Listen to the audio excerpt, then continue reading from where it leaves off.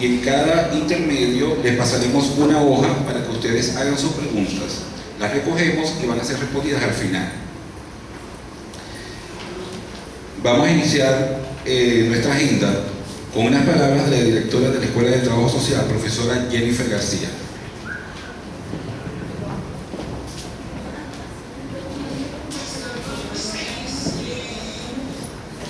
Buenos días, profesores, estudiantes, invitados especiales, Marino Alvarado de Provea. La situación de los derechos humanos que hoy que se está viviendo en el país implica que hoy estamos ante la violación generalizada de los derechos humanos de toda la población venezolana. Quizás lo que estamos acá no dimensionamos lo grave de la situación, porque incluso estamos inmersos en ella, es decir, nuestros derechos humanos están siendo violados en este momento. Entonces muchas veces cuesta dimensionar hasta qué punto es la gravedad de la problemática que está confrontando el país en esta materia. Violaciones en cuanto a la educación, derecho a la vida, al derecho a la salud, al derecho a la alimentación, son parte de los derechos que están siendo actualmente violentados. De manera que este tema que nos trae hoy acá no es solo un objeto de estudio, sino que además nos afecta directamente. Es decir, más allá de ser un objeto que observamos, que estudiamos, que evaluamos y que investigamos, forma parte de nuestra vida, esta violación generalizada de los derechos humanos. De allí su importancia, de allí la pertinencia que tiene incluso también para la carrera. No es cualquier cosa lo que acaba de ocurrir, donde tuvimos una visita de la alta comisionada de los derechos humanos de la ONU y una serie de visitas también de algunos delegados de esta instancia. Realmente esto amerita o demuestra, mejor dicho, la gravedad de la situación que estamos confrontando como nación. En el informe que ya todos conocemos está delineada cuál es la problemática, en qué términos está planteada, y nos corresponde a nosotros desde la academia seguir evidenciándola y además plantearnos alternativas para la atención de esta situación, que deriva además de una emergencia humanitaria compleja. Por eso es que nuestro foro está diseñado de esta manera. Primero tenemos la presentación donde nos van a exponer cuál es la situación exacta de los derechos humanos en Venezuela, y posteriormente 3 profesores de la Escuela de Trabajo Social que están inmersos en prácticas, pasantías, servicio comunitario y trabajos de grado nos van a exponer no solamente lo que sucede, sino cómo nosotros desde la escuela estamos aportando, porque al final de cuentas el trabajador social es un defensor más o contribuye con la defensa de los derechos humanos en Venezuela. Entonces eso lo queremos exaltar y presentar acá, porque además nosotros queremos transmitir un mensaje de esperanza. Es decir, mientras haya personas reunidas discutiendo el tema de los derechos humanos, mientras haya acciones, mientras haya organizaciones como Provea, para la cual pido un aplauso igual que el defensor de derechos humanos,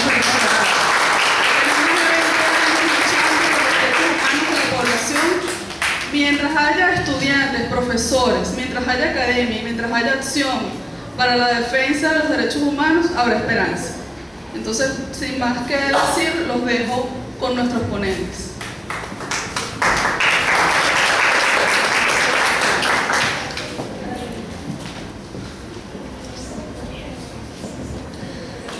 Seguidamente vamos a escuchar la presentación de nuestro invitado especial el día de hoy,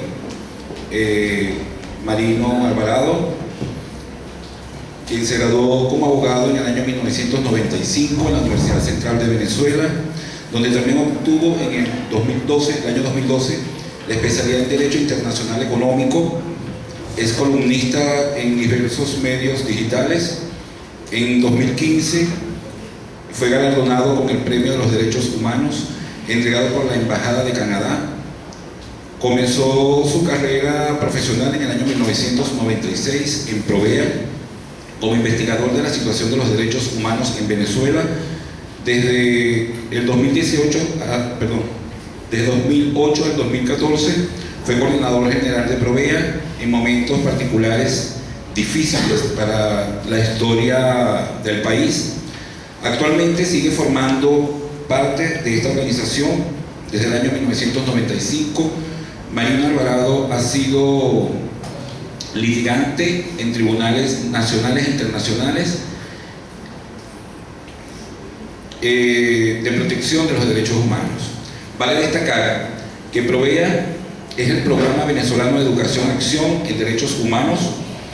Es una organización no gubernamental, independiente, venezolana, dedicada a investigar y analizar la situación de los derechos humanos en Venezuela, así como promover y defender los mismos. Fundada el 15 de octubre de 1988 con sede en la ciudad de Caracas. Sin más que acotar, los dejo con el doctor Marino Alvarado.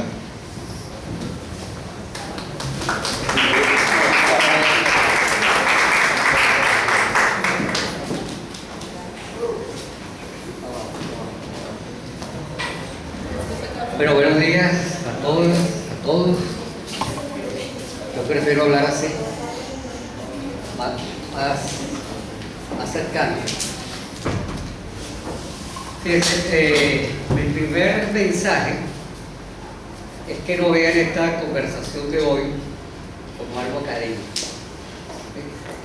Porque vamos a hablar de algo que es muy propio de ustedes y de mí, de quienes están sentados y sentadas acá, de sus familiares, de sus amigos, porque cuando hablamos de derechos humanos estamos hablando del día a día, estamos hablando de nuestra existencia como personas. Y en un país donde se garanticen los derechos humanos, nosotros tenemos mejor calidad de vida. Cuando una persona se levanta, por ejemplo, en su casa y abre la llave y no hay agua, algo que nos pasa a muchos, ¿verdad? Ahí tenemos una situación que tiene que ver con derechos humanos, que tiene que ver con el derecho humano al agua. Si yo salgo a la calle y tengo dificultades en el transporte público, también hay una situación que tiene que ver con derechos humanos. Si voy transitando hacia el metro, por ejemplo, y desafortunadamente un delincuente me atraca, esa situación tiene que ver con derechos humanos, porque tiene que ver con el derecho a la seguridad ciudadana. Si desafortunadamente para completar ese delincuente me hace daño y yo tengo que ir a un servicio público de salud y resulta que llego a un hospital público y ese hospital público está de maravilla, está de todos los médicos y enfermeras que necesitan, están todos los medicamentos, está toda la situación acorde para que me atiendan, eso tiene que ver con mis derechos humanos, porque tiene que ver con el derecho a la salud. Si yo llego a esta universidad y resulta que en esta universidad un día los profesores no están dando clases porque están haciendo una huelga, porque no les han pagado los salarios, porque los salarios no son dignos, eso tiene que ver con mi derecho al estudio, pero también tiene que ver con el derecho al trabajo de quienes imparten clases. Es decir, toda nuestra vida, todos los días, a toda hora y en cada minuto tiene que ver con los derechos humanos. Entonces no veamos los derechos humanos como algo teórico, y mucho menos podemos ser indiferentes frente a la situación de derechos humanos. Por eso decía, un país donde se le garantiza a sus ciudadanos y ciudadanas los derechos humanos, con seguridad tiene mejor calidad de vida, es decir, tiene mayor posibilidad de desarrollo, tanto en lo espiritual como mejores condiciones para desarrollarse como persona. Entonces ese es mi primer mensaje, no veamos esto como algo teórico, como algo, los derechos humanos como algo que está en la Constitución, y entonces bueno, está ahí. No, los derechos humanos, como digo, tienen que ver con nuestro día a día. Y si tienen que ver con nuestro día a día, quiere decir que todos los días nosotros debemos luchar porque en el país se garanticen los derechos humanos. Si nosotros somos indiferentes frente a la situación, nosotros estamos contribuyendo poco, no solamente de que otros tengan mejor calidad de vida, sino que nosotros mismos no podamos tener mejor calidad de vida. Una sociedad cada vez más consciente de la necesidad de luchar por los derechos humanos, de defender los derechos humanos, es una sociedad que tiene mayores posibilidades de progreso, tanto a título individual como a título colectivo. Y la lucha por los derechos humanos nos compromete en lo individual, pero fundamentalmente nos compromete en lo colectivo, como sociedad. Yo no voy a hablar mucho de cómo está la situación de derechos humanos en Venezuela, pero aquí le hago esta presentación. Yo voy a ir hablando, pero no le voy a dejar la lámina para que ustedes la lean, porque hay unos datos que son importantes, pero les voy a hablar de otra situación que me parece mucho más actualizada. Pero aquí está el país en 4D. Tenemos una crisis institucional, tenemos una crisis económica, tenemos una crisis social muy grave, pero tenemos un pueblo que está protestando, que está exigiendo derechos, que no está pasivo, que está activado, que se está movilizando, que está participando, que se está organizando, y esta es la parte, digamos, más positiva de la situación del país. Yo les voy a hablar para que veamos la dimensión global de qué está ocurriendo en el mundo con respecto a Venezuela y la situación de derechos humanos. La situación en general la conocemos y la padecemos, es crítica, no solamente tenemos problemas en materia del derecho a la salud, del derecho a la alimentación, que de eso van a hablar otros profesores, tenemos unos altos niveles de represión, tenemos una situación en la cual hay un número importante de presos políticos, casi 600 presos políticos, sino que también tenemos unos ojos del mundo que están pendientes de Venezuela. Y esta mañana me decía una amiga por WhatsApp, bueno, pero ¿de qué sirven tantos informes sobre derechos humanos? Es decir, ¿en qué ayuda a transformar la situación de los derechos humanos el que se haga un informe o el que la comunidad internacional se pronuncie? Y sobre este tema que yo quiero insistir más, porque lo quiero relacionar con el informe que acaba de presentar Michelle Bachelet. Vamos a ver la dimensión internacional de esos ojos que están sobre Venezuela en 4 grandes aspectos. En primer lugar, hay un sistema internacional de protección de derechos humanos. ¿Quiénes conforman ese sistema internacional de derechos humanos? Distintas instituciones. Algunas están en Naciones Unidas y otras están en América y la Organización de Estados Americanos. De las instituciones que están en Naciones Unidas, tenemos la Oficina de la Alta Comisionada de Derechos Humanos, que es una institución que se encarga de vigilar los derechos humanos en todo el mundo, es decir, todos los países. Y esa instancia depende de otra superior que se llama el Consejo de Derechos Humanos.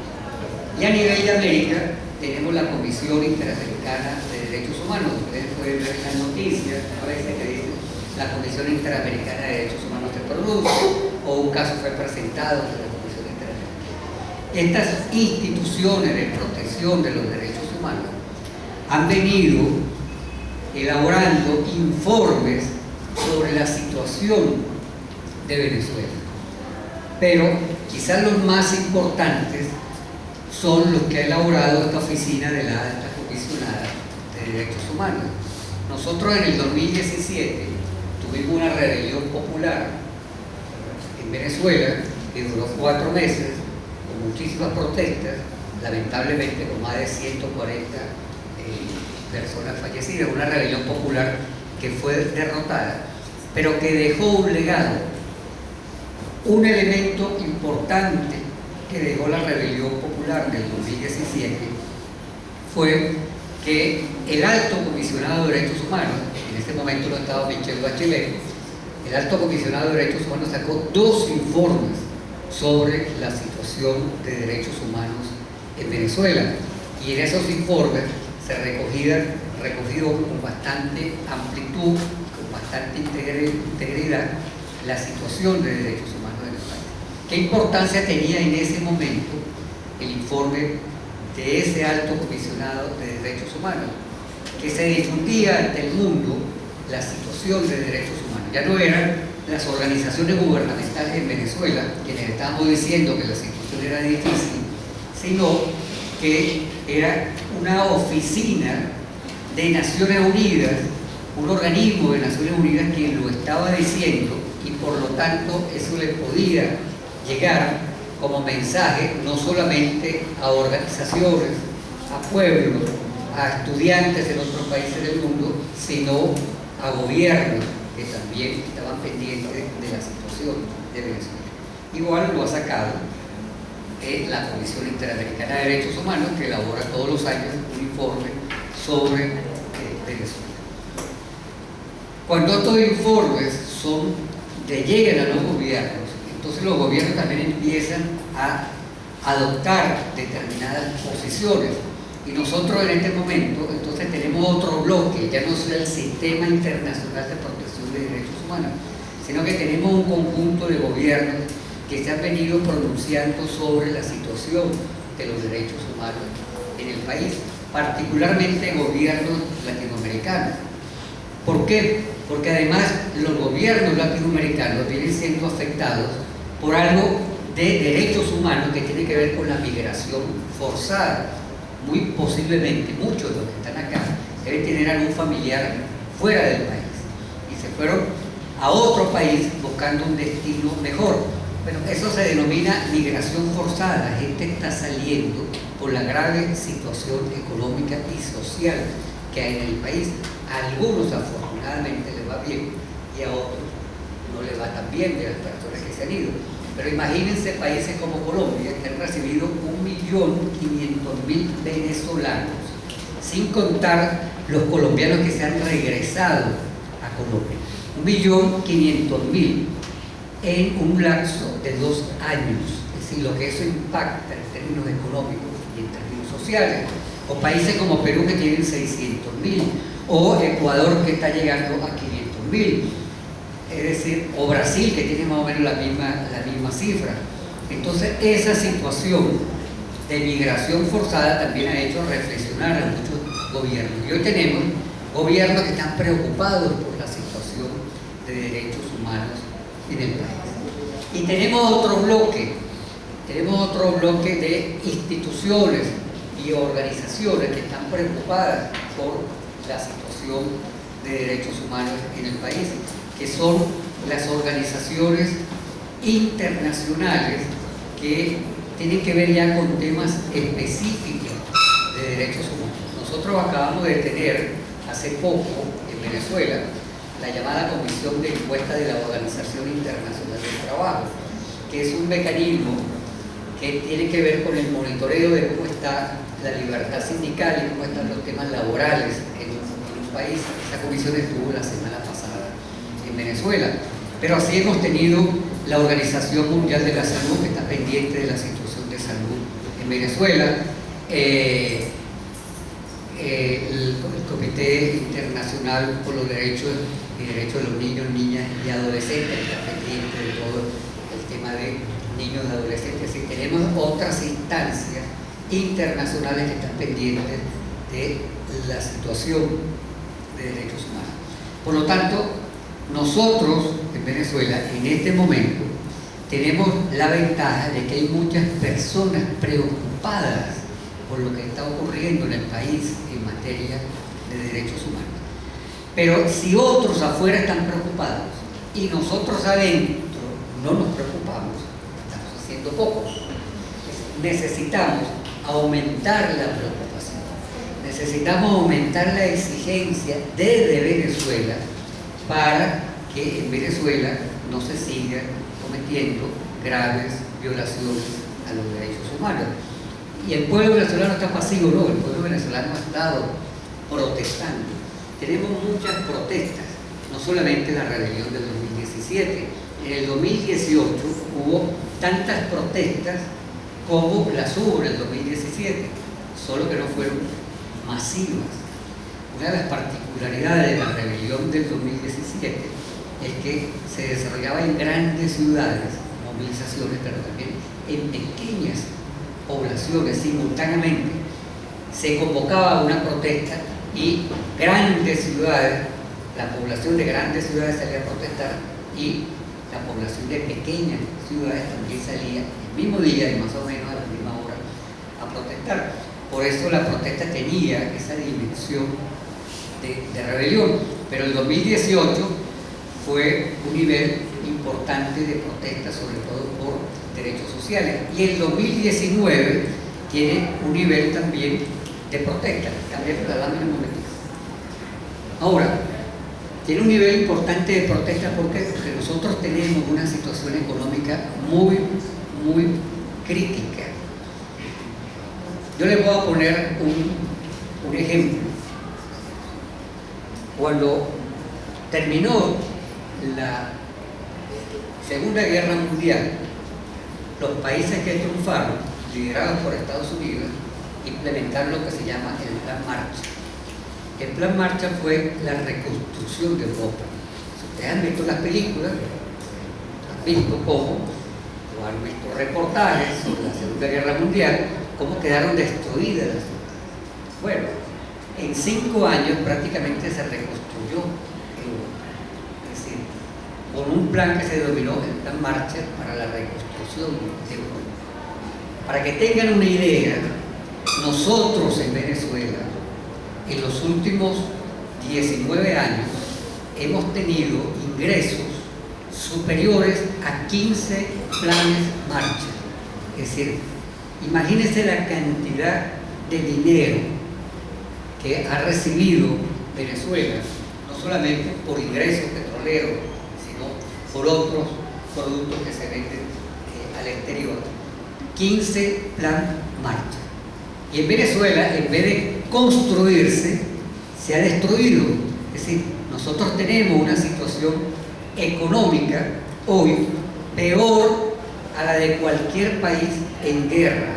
Es decir, tenemos, aquí algunos deben saber términos económicos, el Producto Interno Bruto de Venezuela está en el foso. Es decir, tenemos un Producto Interno Bruto que es como el acumulado de la economía de un país, peor que el de un país en guerra. Tenemos una situación social bastante difícil, que ya la decía.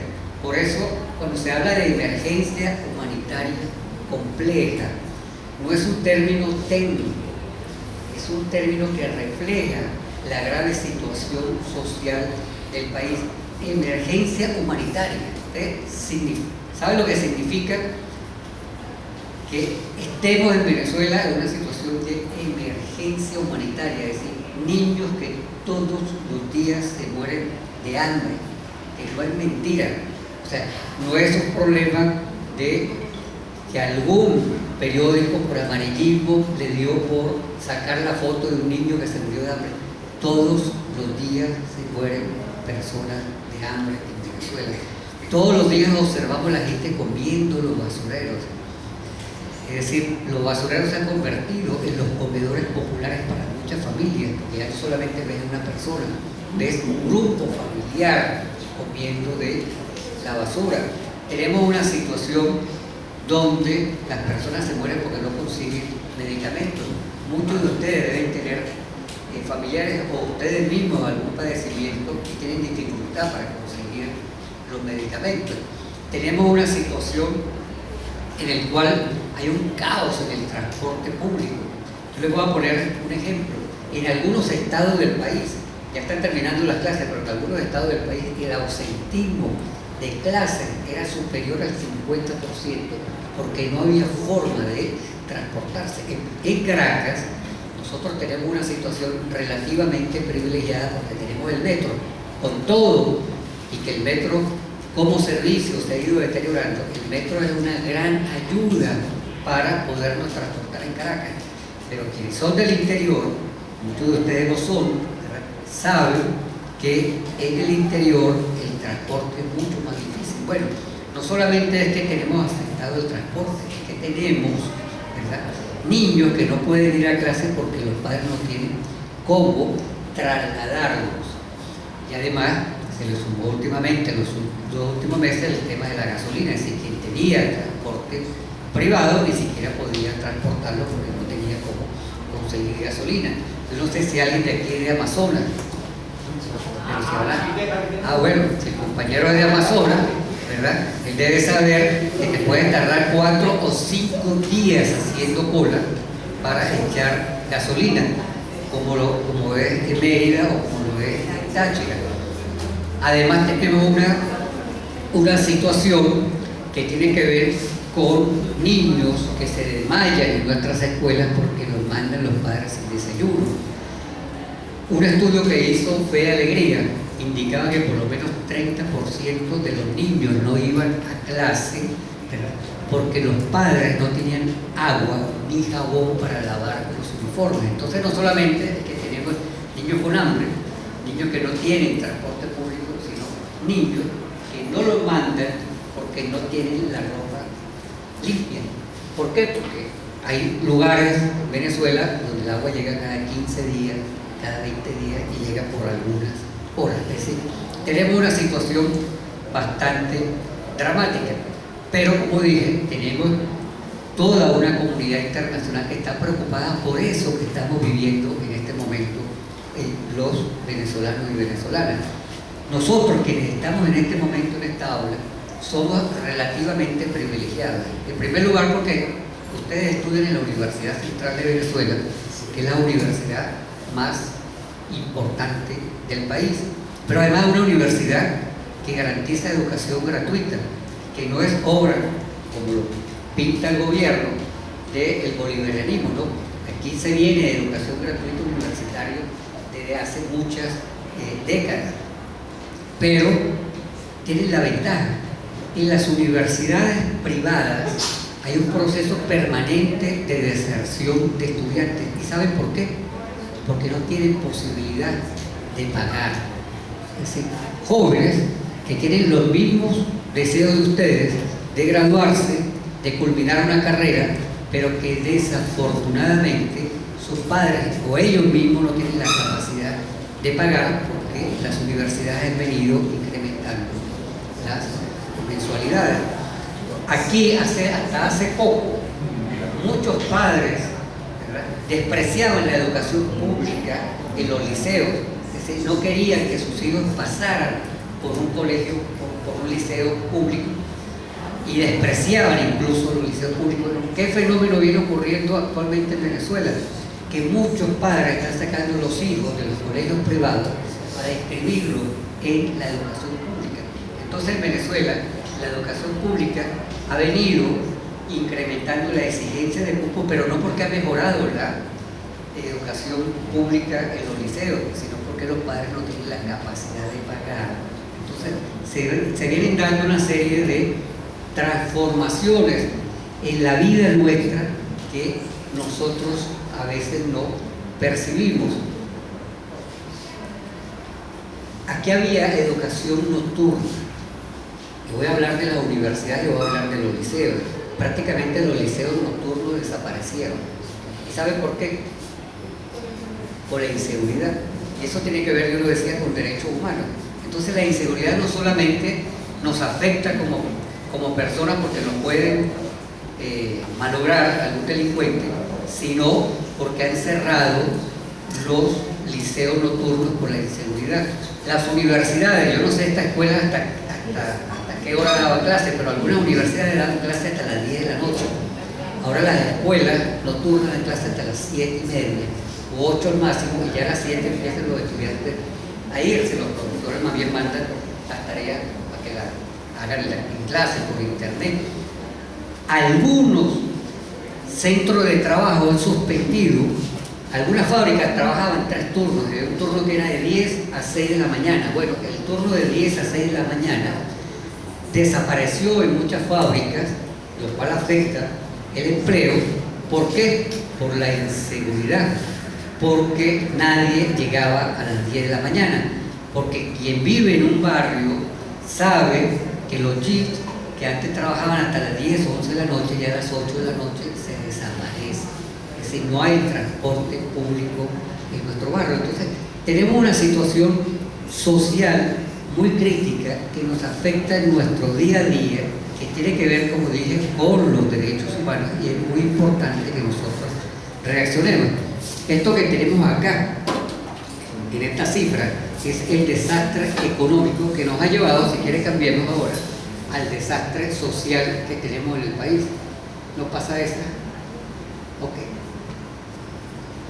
3 cosas que quiero que veamos. En Venezuela ha aumentado la pobreza enormemente. Nosotros, hace 20 años atrás, teníamos altos niveles de pobreza. Quienes llegaron al gobierno en el año 1999 prometieron luchar contra la pobreza. Y si algo hay que reivindicarle a Chávez, es que con Chávez la pobreza logró bajar más o menos 19 puntos.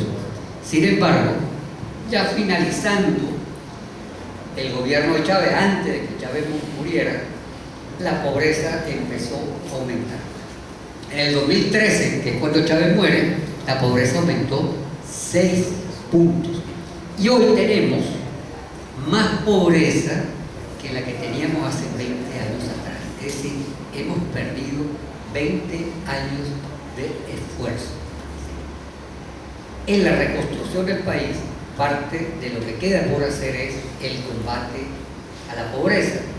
Pero además, nosotros teníamos un sistema de salud crítico cuando llegó el bolivarianismo, y ahora tenemos un sistema de salud peor a como estaba hace 20 años. Eso es parte de lo que tenemos que reconstruir, el sistema público de salud, y mantener la reivindicación de que el sistema público, así como la educación, debe ser gratuita.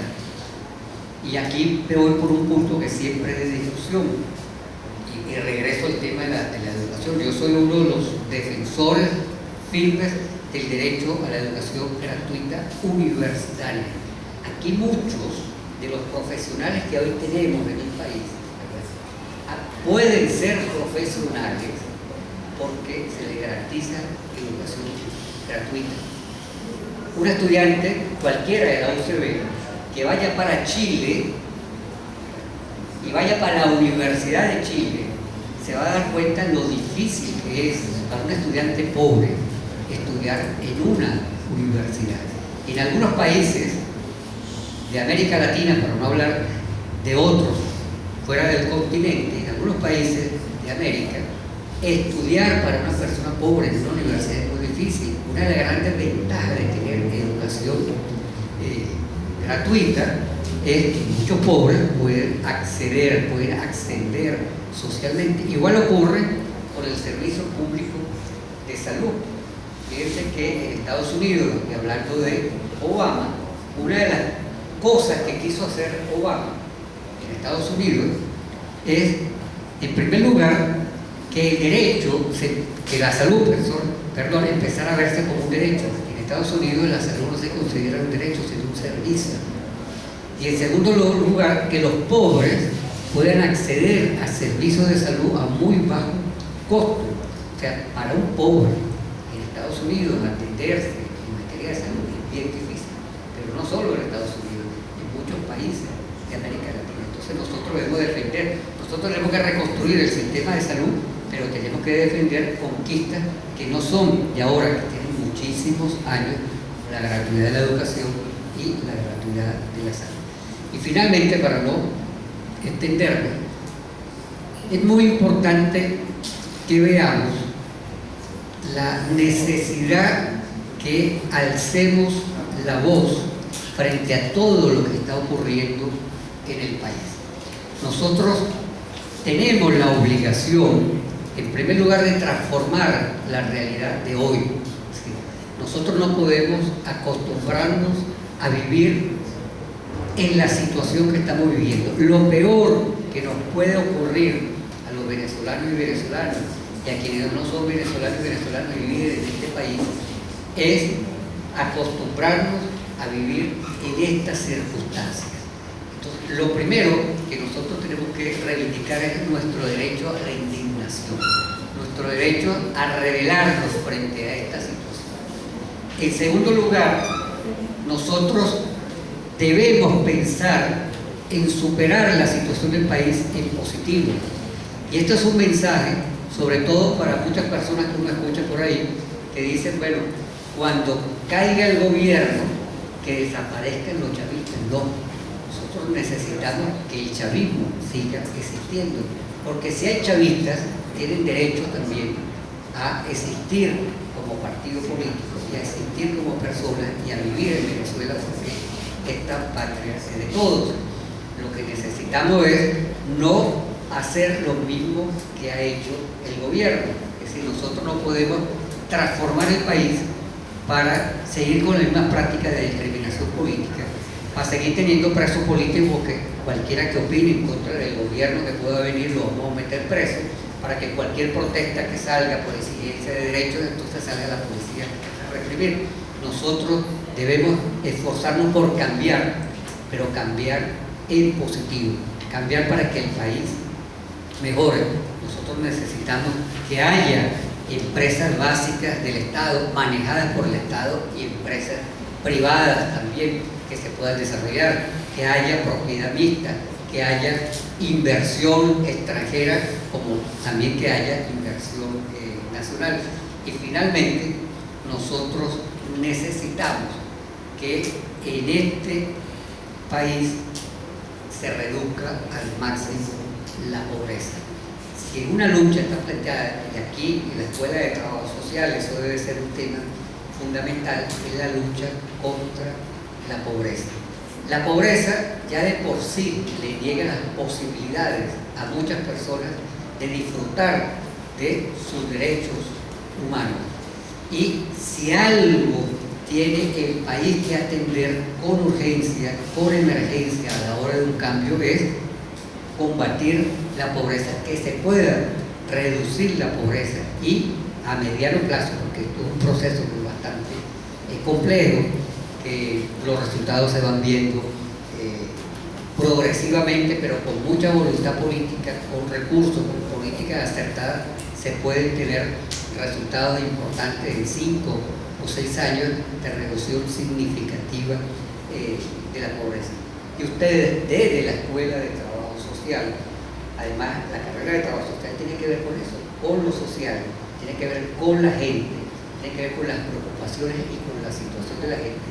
Tienen muchísimo que aportar. Entonces aquí no solamente se trata de luchar por libertades, y se trata también de luchar por mejorar las condiciones económicas y las condiciones sociales con el concurso de todos. Aquí no podemos cambiar para repetir las prácticas de lo que hoy estamos cuestionando. Y este es un mensaje sobre todo a los más radicales, a los que piensan que saliendo de este gobierno nosotros vamos a tener que erradicar todo lo que sea conectado con el gobierno. No, nosotros estamos obligados a ser diferentes, nosotros estamos obligados a gobernar diferentes, y nosotros estamos obligados a garantizarle a todos y a todos sus derechos humanos, entre ellos la libertad de opinión, la libertad de militar en partidos políticos, y convocar a todos para que participemos de la reconstrucción del país.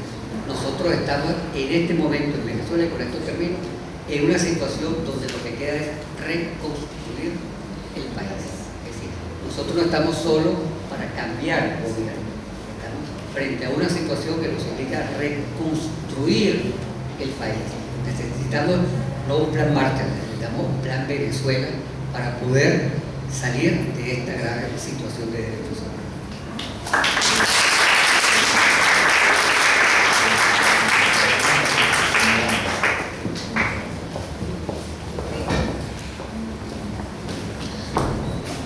Muchas gracias al doctor Marino Alvarado por sus palabras.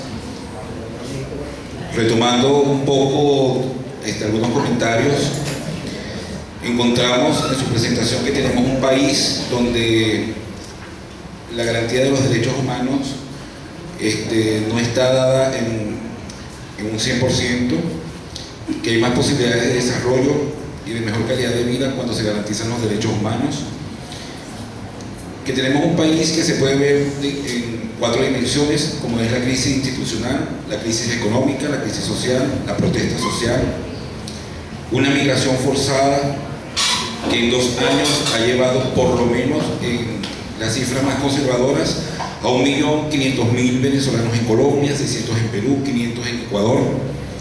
Una situación dramática en cuanto a alimentos, familias completas comiendo de la basura, problema de transporte, ausentismo escolar, problema de agua. Todo ello constituye una situación social muy crítica que afecta el día a día de los venezolanos. Necesidad de alzar la voz para transformar la realidad de hoy. Y finalmente,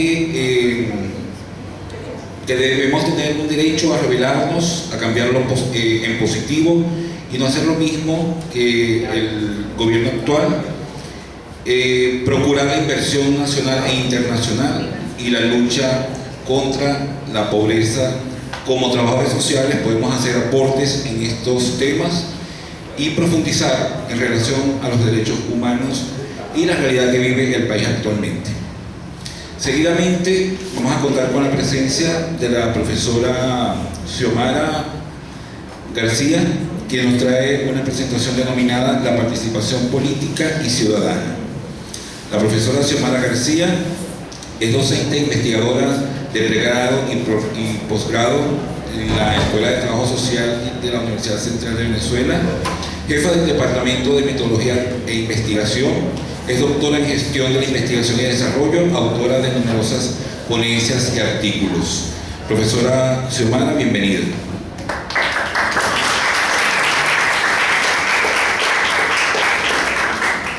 Bueno, buenos días. Bueno, ya Marino, gracias Marino por habernos hecho ese diagnóstico social, económico y político que estamos viviendo en Venezuela. La ponencia, más que la ponencia, es unas reflexiones, unos temas que traigo para que ustedes puedan ubicarse. Fíjense que Marino señalaba de la sociedad que estamos viviendo en este momento, una sociedad bastante crítica, que tenemos grandes dificultades y debilidades para poder desempeñarnos como anteriormente nos desempeñamos. Podemos tomar un transporte, podemos comprar comida, etc. Ustedes de otra manera lo conocen porque lo vivimos. Nosotros no estamos fuera de esa situación, estamos dentro de esa situación. Entonces, la sociedad venezolana cuenta con mecanismos, Marino señalaba algunos internacionales, pero a nivel nacional también tenemos mecanismos. La sociedad venezolana tiene mecanismos y son mecanismos de participación. Por favor. Voy a partir de algunos elementos que no es elemento para una clase teórica ni académica, sino para ubicarnos exactamente qué mecanismos tenemos nosotros para poder abordar desde el punto de vista la fractura o la violación de nuestros derechos humanos. ¿Okay? Bien, nosotros tenemos mecanismos denominados participación. Mecanismos de participación política, participación de una otra manera cuando yo voy a una reunión específica, una participación para levantar la mano, por ejemplo, pero hay una participación social que es la que la sociedad debe reconocer y debe estar consciente de que existe. La participación social, como dice la lámina, son mecanismos de participación que nos permiten a nosotros incidir en lo público y tener de una u otra manera mediación con el Estado y la sociedad, nosotros como ciudadanos. Pero a la vez, la participación social no se da sola, o sea, no puede ser un elemento que esté en la sociedad volátil. Se tiene que dar dentro de un sistema que se llama sistema democrático. En nuestra Constitución aparece el sistema democrático participativo. A partir de allí, la participación social se hace un elemento importante dentro de la sociedad. Entonces, la participación y la democracia participativa, al conjugarse las dos, son mecanismos de participación donde el ciudadano tiene la oportunidad de incidir en las estructuras políticas y en las estructuras de lo que tiene que ver con la cosa pública. ¿Okay? Además de eso, esta participación social permite, en este sistema democrático participativo, que la intervención social sea en función de una necesidad. Marino señalaba todas las necesidades que estamos padeciendo. Pues entonces nuestra participación social tiene que ir en función de que esa necesidad sea reconquistada por cada ciudadano. Por favor. De esta manera, entonces tenemos una democracia participativa desde el punto de vista que invoca a la persona a participar no solamente una sola vez, no solamente a votar, sino participar varias y constantemente momentos participativos en su vida. Es un acto donde tú te tienes que pronunciar desde temas de interés, de un tema de interés, desde involucrarte del grupo social para coadministrar lo público. Por ejemplo, Provea, que es una organización de la sociedad civil, un ONG que no tiene ningún carácter político ni ninguna relación con el gobierno, forma parte de esa sociedad civil, pero además de ello, tienen una presencia y una voz. Fíjense como él señalaba de una otra manera que ha hecho Provea y cuántos informes, que estoy segura que muchos de ustedes lo han leído, ha presentado Provea y ha difundido la situación de los derechos humanos en Venezuela. Entonces tiene una voz, tiene una participación y no solamente participa una sola vez, ha participado en diferentes lugares. Por favor. Bien, hay algo importante. Si nosotros tenemos estos mecanismos de participación en nuestra sociedad, todo completo, ¿no? Bien, hacerlo tú. Hay algo importante que nosotros hemos escuchado muchísimas veces: la sociedad civil. La sociedad civil forma parte de este proceso de construcción de ciudadanía y además forma parte de este proceso de reconquistar nuestros derechos humanos. El Estado tiene una relación, por supuesto, una relación de proteger todos estos derechos que están dentro de la Constitución, pero también son derechos universales. No son derechos que nos están regalando, son derechos propios que nos permiten a nosotros tener dignidad ante cualquier derecho que nos puedan violar. Entonces, la ciudadanía tiene una relación directa con el Estado. ¿Okay? Formamos parte de esa esfera colectiva que forma parte de la sociedad. No están todos los ciudadanos, no están las familias, no están de otra manera. La convivencia ciudadana forma parte de esto que se llama la esfera de la colectividad. Pero nosotros, así como estamos, formamos parte de esa esfera colectiva. Pero hay que pasar a otro nivel, a otro poder de la sociedad, que tiene que ver con la esfera asociativa. Yo tengo que asociarme, yo tengo que mantenerme, o mejor dicho, incorporarme a grupos que permitan tener una vocería, además de ello, incidir en lo que tiene que ver con lo público que yo les señalaba. En el momento cuando yo como ciudadano me conformo o me incorporo en esa esfera asociativa, yo formo parte de lo que se llama la sociedad civil. Una sociedad civil compuesta por diferentes organizaciones con diferentes intereses, pero que están totalmente protegiendo los derechos humanos y todos aquellos temas de interés que puedan violar la ciudadanía y que puedan violar la vivencia de un ciudadano en sociedad. Entonces, todo lo que forma parte entre la esfera colectiva y la esfera asociativa tiene que ver directamente con eso que se le ha llamado el tejido social, que son todos los vínculos que, por ejemplo, la Escuela de Trabajo Social hace en estos momentos con Provea. Ese es el tejido social. ¿Cuál es el tejido social? Hay vínculos, hay intereses, y los dos podemos de otra manera, como institución, tener una vocería. Estamos aquí en este momento tratando de descubrir, más que descubrir, estamos tratando de entender los derechos humanos que han sido violentados en la sociedad venezolana desde el punto de vista para reconquistarlos y para reconocer lo que somos parte de ese proceso. Por favor. Bien, entonces la sociedad civil, que ya de otra manera ya sabemos que somos todos, ¿verdad? Tiene dos procesos políticos. Uno es los derechos humanos, ¿okay? Que tiene que ver con que debe reconquistar, debe estar de otra manera visualizando que los derechos humanos no sean violentados, y son todos los derechos: libertades, derechos civiles políticos, derechos relacionados a lo que tiene que ver con la justicia y los derechos humanos, sociales y culturales. ¿Okay? Dentro de los derechos económicos, sociales y culturales, yo lo voy a retomar porque son importantes, todos son, pero está la alimentación, la educación, la salud, seguridad, tierra, vivienda, ambiente sano. Y en la parte de justicia está lo que tiene que ver con la igualdad, las indemnizaciones, y en los derechos civiles está la participación, la seguridad ciudadana, que fue uno de los tocado, Y en la libertad está la libertad de opinión y expresión y asociación. ¿Okay? Y además, y además de ello, otro de los principios políticos o de los propósitos políticos de la sociedad civil es mantener y conquistar la democracia. La democracia desde el punto de vista de resguardo y respeto a la democracia como tal y entendida. La ciudadanía como un fundamento de la democracia, donde tengamos dignidad y la posibilidad de reconquistar nuestros derechos, y la libertad de asociación y el derecho a la participación. La participación, que es uno de los elementos que estamos tocando ahorita, como les decía a ustedes, no es un regalo, no es un elemento que lo puedo dejar tomar. Nosotros tenemos estos mecanismos para poder incidir en lo público. La participación es un derecho universal, pero también un derecho que la Constitución de la República Bolivariana nos expresa, ¿okay? Nos expresa, y eso es algo que no es un regalo, es algo que es de nosotros y tenemos que mantenerlo para poder incidir en lo público y en la sociedad civil. Por favor. Bien, para